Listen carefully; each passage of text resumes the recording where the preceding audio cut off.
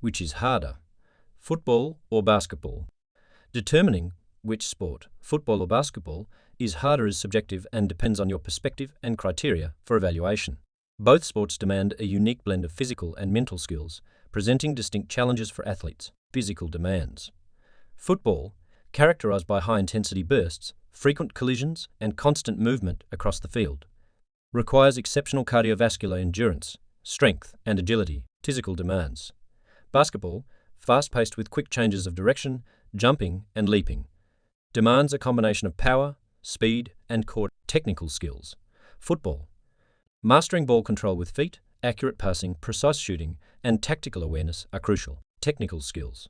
Basketball, dribbling, shooting, passing, and rebounding with precision are essential.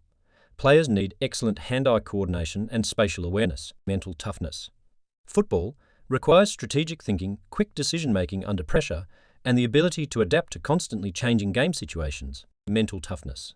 Basketball, players need strong communication skills to collaborate with teammates, maintain composure under intense defensive pressure, and execute plays effectively. Ultimately, the harder sport depends on your individual strengths, preferences, and the specific challenges you find more daunting.